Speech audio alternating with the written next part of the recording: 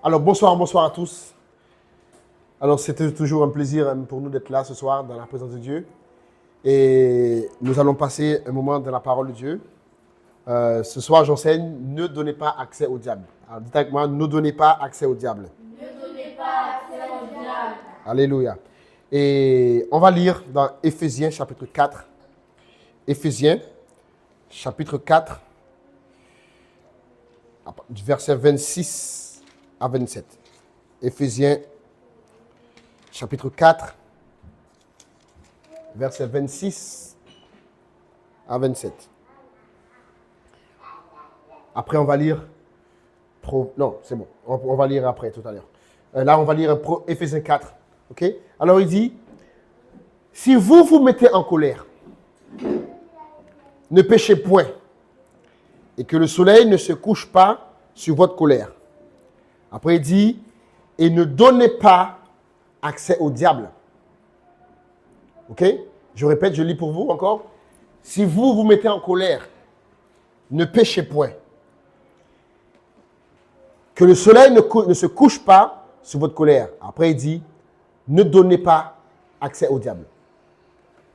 Alors, le sujet qui est devant nous aujourd'hui, c'est un sujet assez intéressant, mais c'est en même temps un sujet assez délicat. Parce que ça m'amène à parler aujourd'hui de ce que nous n'aimons pas dans les églises, parler du diable. On aime bien parler de Dieu, on aime bien parler de Jésus, on aime bien parler du Saint-Esprit, on aime bien parler de succès, on aime bien parler de prospérité, on aime bien parler de triomphe, on aime bien parler de victoire, on aime bien parler de santé, on aime bien parler de guérison, on aime bien parler d'onction, on aime bien parler de toutes ces choses qui sont bien et on veut que toutes ces choses soient dans notre vie. Mais la Bible dit dans un verset que le diable rôde comme un lion rugissant, cherchant qui il doit dévorer. La Bible dit dans Jean 10 que le voleur vient pour voler, égorger et détruire. Jésus, lui, au contraire, n'a jamais ignoré le diable. C'est nous, dans nos églises, qui avons fait l'erreur d'ignorer le diable. Mais Jésus n'a jamais ignoré le diable. Au contraire, il a dit que le voleur rôde. Paul nous disait que ne soyons pas ignorants concernant les ruses du diable. Ça veut dire que le diable, il a des ruses, que le diable, il a des tactiques que nous ne devons pas être ignorants concernant. Mais comme nous n'enseignons pas au sujet du diable, on n'enseigne pas au sujet de... En fait, on enseigne au sujet de la guerre spirituelle. On enseigne la guerre spirituelle. On enseigne le combat spirituel. Mais on n'enseigne pas contre qui on combat. Si on est ignorant concernant le combat spirituel, si on est ignorant concernant notre ennemi, nous n'allons jamais pouvoir faire le combat spirituel correctement. Donc, si on est ignorant concernant les tactiques du diable, on sera victime. Parce que regardez bien, il y a bien une chose qu'on doit comprendre, c'est que l'ennemi ne va pas nous laisser vivre une vie chrétienne sans combat. L'ennemi ne va pas nous laisser vivre une vie chrétienne sans difficulté. L'ennemi ne va pas juste nous croiser les bras, nous voir vivre une vie, prospérer, parler de Dieu, évangéliser, gagner notre voisinage, gagner notre famille. Et lui, il fait rien. Non, l'ennemi va chercher à nous faire du mal. L'ennemi va chercher à nous faire tomber. L'ennemi va chercher à nous faire vaciller. Pourquoi? Parce que lui, il est dans une guerre. Vous savez, le diable, il y a plusieurs choses que le diable il a chez lui que nous devons apprendre. C'est que le diable, numéro 1, il est constant. Le diable, dites avec moi, le diable est constant. Si on ne sait pas ça, le diable est comme Dieu. Il ne change pas. Non, depuis la nuit des temps, le diable a toujours été le même. Il a toujours le même motif. Créer la rébellion contre Dieu. Susciter la rébellion contre Dieu. Et il n'a pas changé d'objectif. En fait, nous ne sommes pas en train d'enseigner sur le diable. Je vais enseigner sur le diable l'année prochaine. Mais là, je voulais juste mettre le décor. Mais si nous ignorons le diable, C'est pas parce que nous ignorons le diable que le diable n'est pas dans nos vies. C'est ça que je veux faire comprendre. C'est pas parce que tu l'ignores qu'il ne va pas agir. Ce n'est pas parce que tu n'accordes pas d'importance à ce qu'il fait qu'il ne va pas agir. Au contraire, le diable est intéressé à être sous couvert. Au contraire, le diable est intéressé à être dans ta vie incognito. Et comment le diable fait ça? Le diable, il fait ça en ayant accès dans ta vie par des portes. Voilà pourquoi il nous dit, ne donnez pas accès au diable. Jacques, chapitre 4, verset 7. On va lire Jacques, chapitre 4, verset 7. Vous allez voir un truc.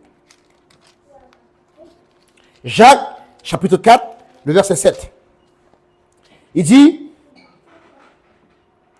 soumettez-vous donc à Dieu. Après, il dit, résistez au diable. Exactement, résistez au diable. Il dit, soumettez-vous donc à Dieu. Après, il dit, résistez au diable. C'est-à-dire que le diable, il va venir. Il va chercher une porte. Il va chercher ce qu'on appelle des points d'accès. Il y a dans nos vies des points d'accès pour que le diable ne fasse pas ce qu'il veut. Comprenez? En fait, dans notre communauté haïtienne, on a un peu fait croire aux gens que le diable est tout puissant. Le diable est puissant. Ne confondez pas les choses. Jésus même a dit, vous aurez le pouvoir sur toute la puissance de l'ennemi. Ça veut dire qu'il reconnaît que l'ennemi est puissant. Mais le diable n'est pas tout puissant. Vous savez, il y a des attributs de Dieu que le diable n'a pas. Dieu est omniprésent. Le diable n'est pas omniprésent. Le diable ne peut pas être dans un endroit à la fois. Dieu peut être partout à la fois. Le diable, il est dans un endroit à la fois. Le diable n'est pas omniscient. Le diable ne sait pas tout. Il n'est pas à l'origine de toute science. Donc, il ne sait pas tout. Il y a des choses que nous savons que le diable ne sait pas. Il y a des choses à ton sujet que le diable sait une fois que tu ouvres la bouche.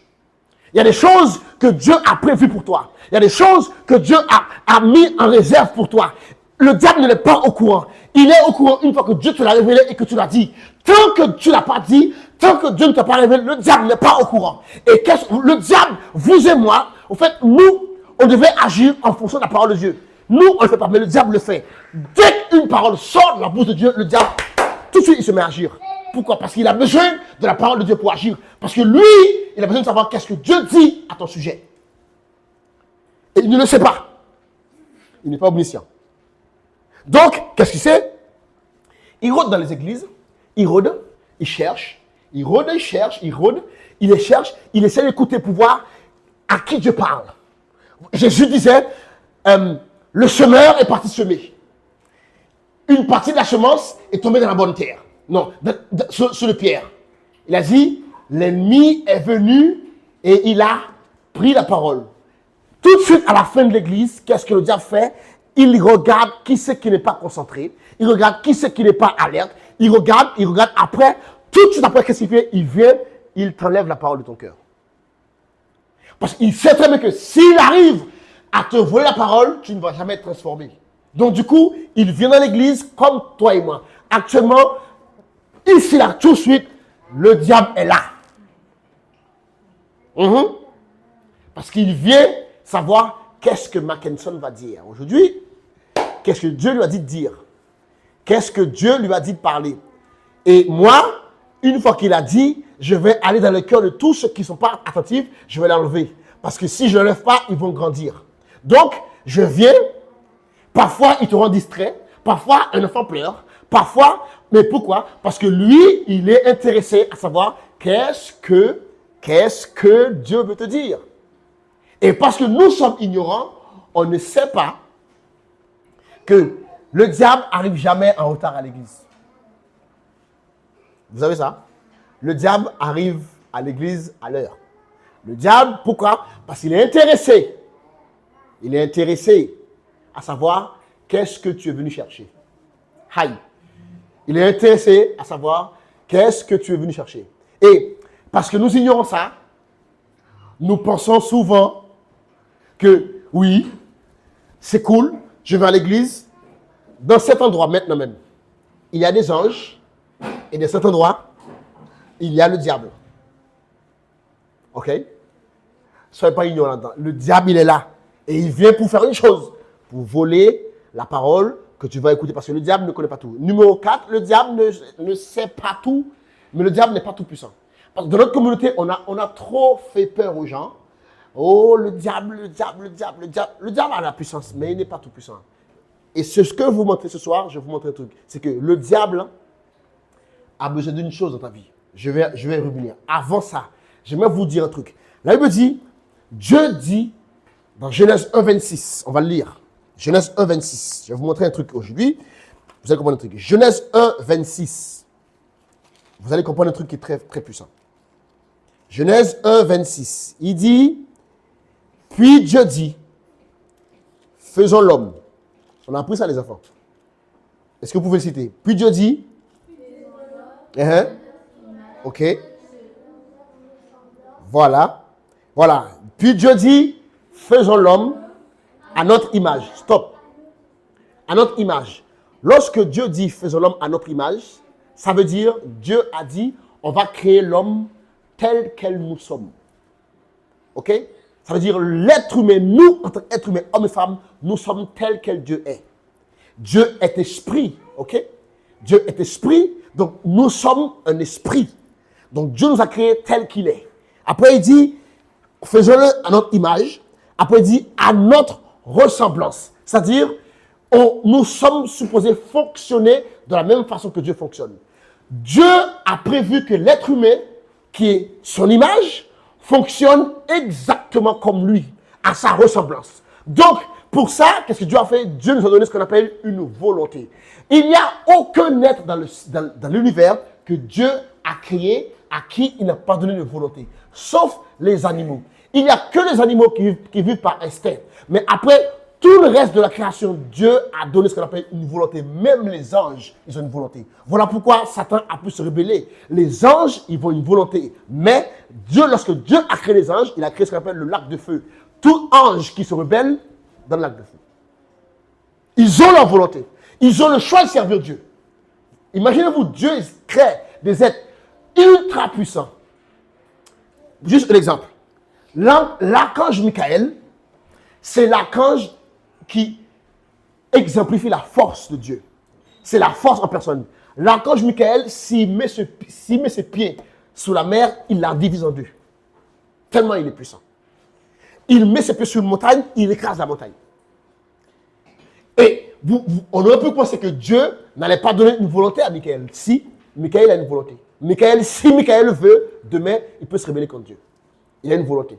De la même façon que Lucifer a une volonté, Michael a une volonté. Donc, tout ce que Dieu a créé a une volonté. Maintenant, pourquoi je dis ça?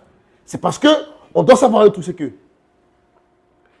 pour que le diable agisse dans notre vie, parce que la Bible dit ne donnez pas accès au diable. Pour que le diable agisse dans nos vies, nous devons lui ouvrir la porte. Dites avec moi, ouvrir la porte. Dites avec moi, ouvrir la porte. Maintenant, regardez bien. Il n'y a rien qui arrive à un être humain sur la terre si cet être humain n'est pas d'accord. Ok? Il n'y a rien qui arrive, aucun esprit peut rien t'imposer si tu n'es pas d'accord. Tout esprit, Dieu y compris, a besoin que ta volonté soit impliquée dans la chose pour que ça arrive. Amen? Maintenant, je viens à mon cours. Il y a 4 principaux accès dans nos vies pour le diable. Ce soir, on va les voir. Et si nous arrivons à fermer ces 4 principaux accès,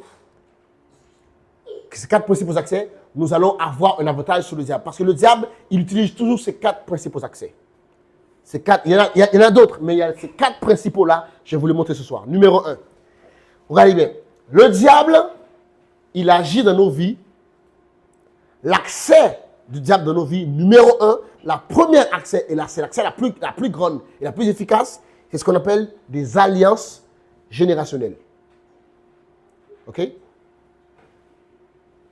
Les alliances générationnelles. Regardez bien. Ésaïe 28. Ésaïe 28, verset 14 et verset 11 à 15.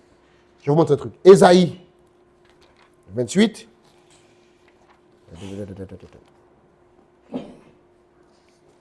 Verset 11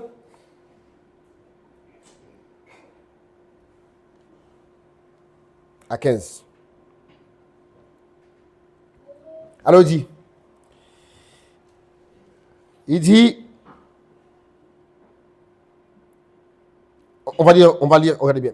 Regardez. Eh bien, c'est par des hommes aux lèvres balbutiant, de langue barbare, que l'Éternel parlera à ce peuple.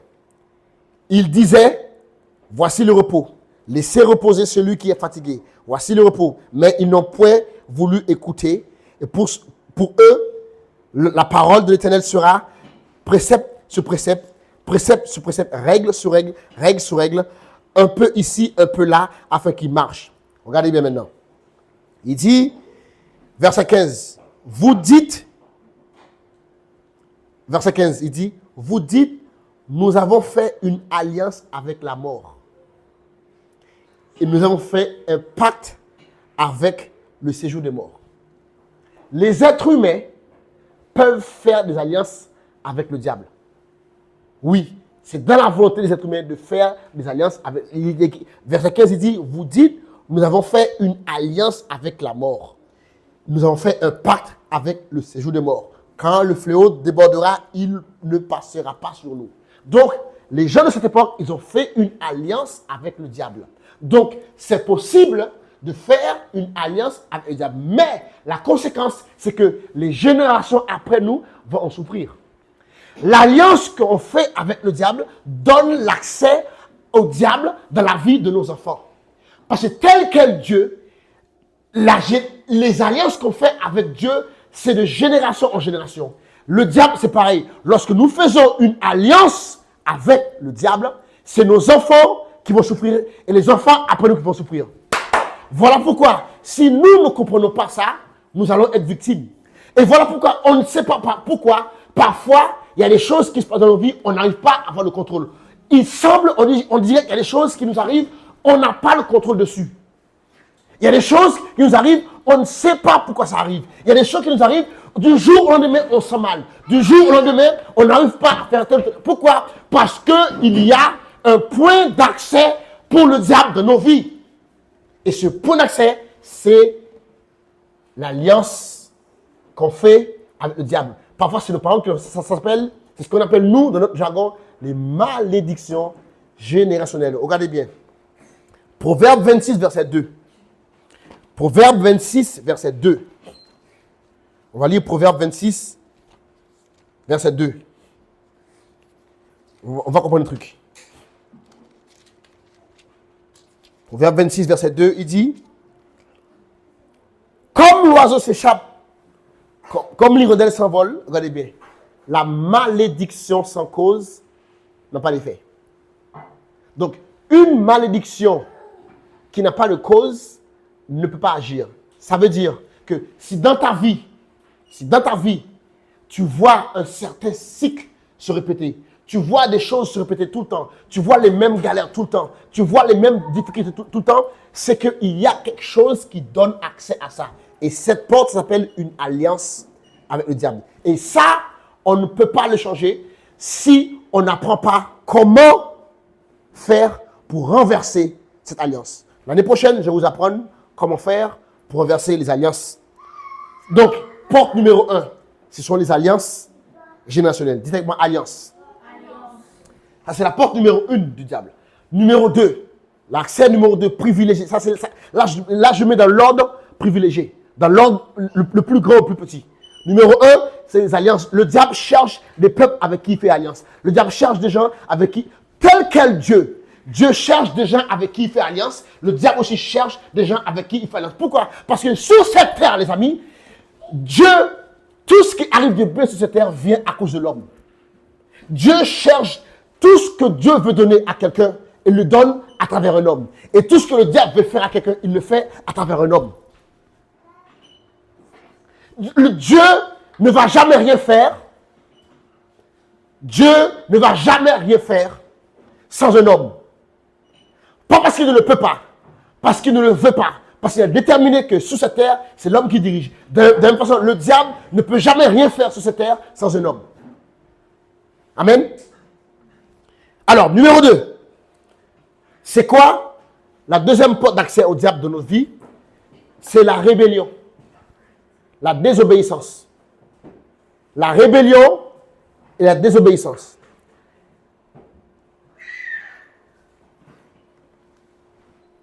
La motivation unique, regardez bien, j'ai noté ça, écrivez ça. La motivation unique de Satan, c'est la rébellion à Dieu. C'est tout ce qui motive Satan, la rébellion à Dieu. C'est sa motivation unique. Et il utilise la séduction pour amener les gens à la rébellion à Dieu. Tout ce que le diable veut, c'est que tu te rebelles contre Dieu. Il est arrivé dans le jardin, qu'est-ce qu'il a fait? Il a poussé l'être humain à la rébellion à Dieu. Parce que tout ce qu'il motive, c'est la rébellion à Dieu. Donc, lorsque tu es rebelle à Dieu, lorsque tu es désobéissant, tu ouvres la porte au diable pour qu'il agisse dans ta vie. Ok?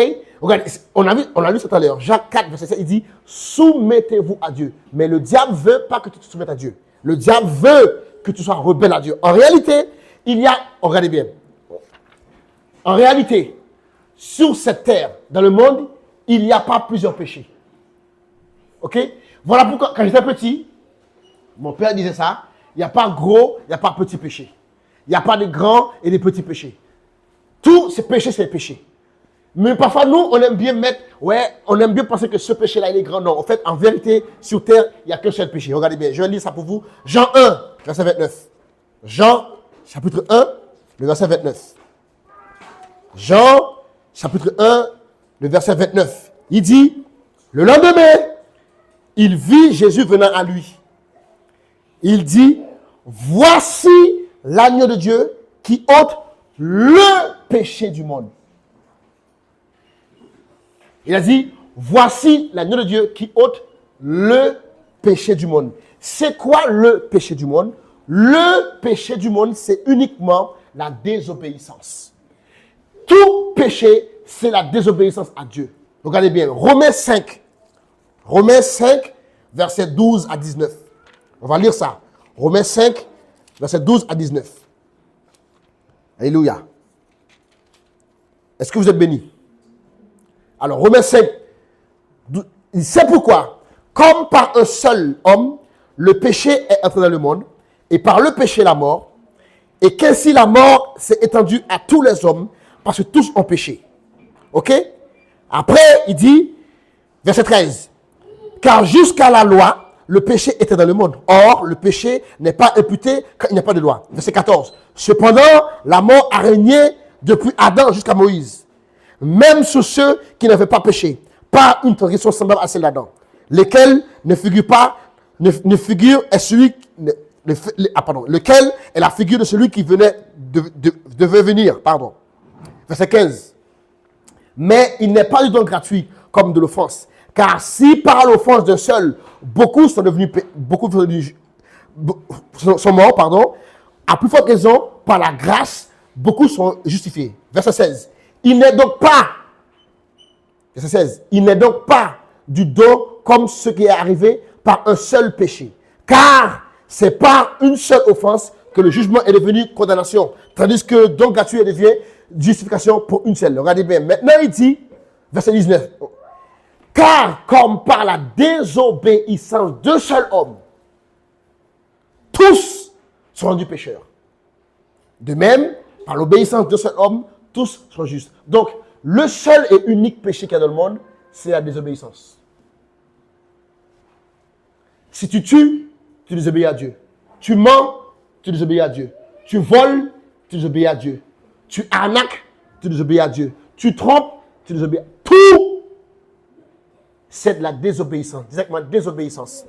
Donc, quand tu désobéis, tu ouvres la porte au diable. Lorsque tu es rebelle à tes parents, tu ouvres la porte au diable. Lorsque tu désobéis à la loi de Dieu, tu ouvres la porte au diable. Numéro 3.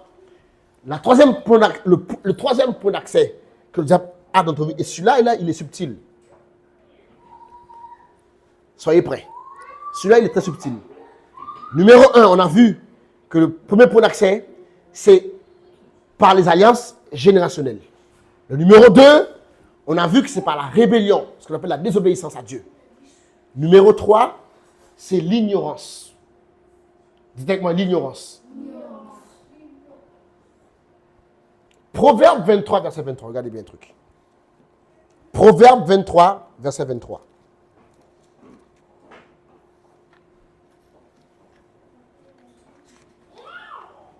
Proverbe 23, verset 23. Il dit, acquiert la vérité. Ne la vends pas. La sagesse, l'instruction, l'intelligence. En vrai, là c'est écrit acquiert, mais dans la version originale c'est écrit achète la vérité. Donc Dieu nous demande d'acheter la vérité. L'ignorance, c'est l'un des points d'accès le diable a dans notre vie qui est le plus subtil. Parce que, regardez bien, le diable domine sur les gens en leur communiquant des informations. Et c'est l'information qui te communique, c'est avec ça qu'il va te dominer. Parce que le diable, c'est le père de l'ignorance. Ne pensez pas que l'ignorance, ce n'est pas de la connaissance. Si, l'ignorance, c'est de la connaissance. C'est juste une mauvaise connaissance. Et parfois, en fait, nous, on pense que l'ignorance, c'est juste ne pas savoir. Ne pas savoir, c'est juste un aspect d'ignorance. Mais l'ignorance, c'est de l'information. Et par l'ignorance, le diable nous vole. Regardez bien, il a dit à Ève, qu'est-ce que Dieu t'a dit? Dis-moi bien ce que Dieu t'a dit. Une fois que tu me dis ce que Dieu t'a dit, moi, je vais te dire ce que je sais. Il a dit à Ève, est-ce que Dieu a réellement dit que tu ne vas pas manger? Je veux savoir ce que Dieu a dit. Et une fois que tu lui dis ce que Dieu t'a dit, lui, il te dit ce qu'il sait. Parce que le diable s'appelle le serpent ancien. Donc, il est rusé. Donc, il connaît plein de choses. Donc, du coup, avec l'ignorance, c'est l'un des points majeurs accès du diable dans nos vies. Pourquoi? Parce que l'ignorance fait qu'en fait, on ne soupçonne pas le diable là où il est. L'ignorance fait qu'on ne vit pas dans la qualité de vie que Dieu veut nous qu'on vive. Regardez bien. Jésus disait dans Jean 8, 32, vous connaîtrez la vérité et la vérité vous affranchira. Donc, ça veut dire qu'en fait, si vous n'êtes pas libre, c'est que vous n'êtes pas dans la vérité. Si nous ne sommes pas libres, nous ne sommes pas dans la vérité. Et parce que nous ne sommes pas dans la vérité, nous ne sommes pas libres. Parfois, on peut être en contact d'une information, mais elle est fausse. Mais parfois, on s'accroche à l'information comme si c'était la vérité. Voilà pourquoi Jésus disait, prenez garde à ce que la lumière qui est en vous soit ténèbres. Parce que si la lumière qui est en toi est ténèbres, grande est la ténèbre qui est chez toi. Parce que pourquoi? On peut avoir un certain genre d'information qui n'est pas correct. Et nous, on le tient pour correct. Donc du coup, à cause de ça, on vit une vie totalement de défaite. Pourquoi? Parce que le diable, il a accès à notre vie à cause de l'ignorance. Voilà pourquoi il dit dans Romains 12, 2, je vous exhorte à être transformés par le renouvellement de l'intelligence. Et c'est que le renouvellement de l'intelligence qui nous transforme. Si on n'est pas transformé, c'est parce que notre intelligence n'est pas renouvelée. Pourquoi? Parce qu'il y a trop d'ignorance de nos vies. L'ignorance, c'est une porte d'accès que le diable il maximise. Ce que tu ne sais pas, c'est ce qui te tue. Oui? L'ignorance, l'année prochaine, je vais enseigner sur l'ignorance. L'ignorance, c'est, my goodness, c'est un poison. Voilà pourquoi il dit, cherche la vérité. Nous avons une responsabilité, c'est de chercher la vérité. Nous devons chercher la vérité. Il y a toujours une mesure supérieure de révélation qu'on doit chercher. Ce qu'on a appris aujourd'hui n'est pas forcément vrai demain. On doit chercher à savoir. La révélation de l'évangile qu'on a aujourd'hui n'est pas la même qu'il y avait il y a 30 ans. Pourquoi? Parce que le Saint-Esprit révèle le progrès en progrès, de grâce en grâce. Mais je ne peux pas m'accrocher à quelque chose qui est ancien. Et souvent dans notre communauté, on est accroché à ce qui est ancien par pure tradition. C'est de l'ignorance totale. Il y a beaucoup de choses dans nos églises qui sont de l'ignorance. Et les gens sont vaincus, pourquoi? À cause de l'ignorance. Il y a des gens, ils sont malades, ils disent que c'est la volonté de Dieu. Ce n'est pas la volonté de Dieu. C'est l'ignorance. Les gens sont pauvres, c'est la volonté de Dieu. On prie, Dieu ne peut pas, tout c'est la volonté de Dieu. Non, ce n'est pas vrai. C'est l'ignorance. Et le diable, il sait très bien que tant que tu ignores, il va te battre. Nous avons une responsabilité. C'est de chercher à savoir. Si on ne veut pas que le diable nous gagne tout le temps. Si on ne veut pas que le diable met sa main sur notre vie, on doit chercher à savoir. Et quatrièmement, c'est quand Dieu m'a enseigné ça, j'étais un peu interpellé, mais c'est vrai. C'est ce qu'on appelle l'oisiveté. Quand tu ne fais rien. Je vais vous montrer un truc. 2 Samuel, chapitre 11.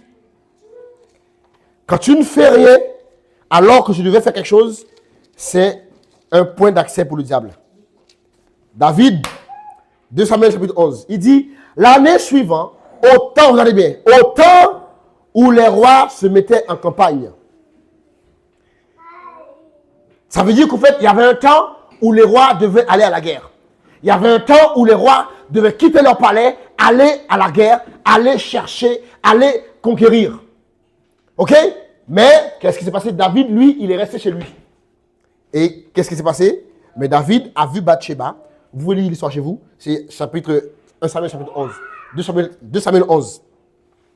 David, parce qu'il était oisif, parce qu'il n'était pas actif, l'inactivité, c'est un point d'accès pour le diable.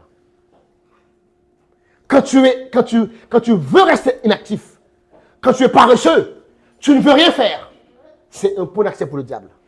Il va venir dans ta vie. Pourquoi? Parce que ta tête n'est pas en train de travailler. Regardez bien. Il dit, Proverbe 12, verset 27, il dit, le précieux trésor de l'homme, c'est son activité. Si tu n'es pas actif, tu es une proie facile pour le diable. Parce qu'il peut te faire n'importe quoi. Parce que ta tête n'est pas en train de penser. Parce que tu n'es pas occupé. Et tu dois t'occuper. Si tu veux, regardez bien, la majeure partie du temps, les jeunes qui tombent dans le péché, c'est les jeunes qui ne font rien. Oui. Ils ne vont pas à l'école. Même s'ils vont à l'école, ils ne font jamais leur devoir. Ils ne viennent pas à l'église. Ils ne servent pas Dieu dans l'église. Ils ne font rien. Ils sont totalement oisifs. Mais après, ils tombent dans le péché. Pourquoi? Parce qu'ils ont du temps. Le temps qui n'est pas employé devient un temps que le diable va t'employer. Donc, voilà pourquoi il a dit, tout ce que ta main trouve à faire, avec ta force, fais-le. Tout ce que ta main trouve à faire, fais-le. Pourquoi? Parce que si tu es oisif trop longtemps, c'est dangereux. Tu vas te mettre à concevoir des pensées bizarres. Tu vas te mettre à concevoir des idées bizarres. Et après, ces idées-là, ils vont finir par rentrer dans ta tête. Et finalement, tu ne te rends pas compte, mais tu as fait n'importe quoi. Après, tu te dis, je ne sais pas ce qui va. Tu sais que c'est arrivé? Le diable a pris. Oui, regardez bien. Le diable, c'est un maître. C'est un maître dans la manipulation mentale. Le diable, c'est un maître dans la manipulation mentale. Donc, du coup, tu es oisif, il va te manipuler. Donc, je résume. 4 points d'accès qu'on doit fermer si on ne veut pas que les diables aient accès à notre vie. Numéro 1, les alliances générationnelles. Numéro 2, la désobéissance. Numéro 3, l'ignorance. Et numéro 4, l'oisiveté. Que le Seigneur vous bénisse. Alléluia. Gloire à Dieu.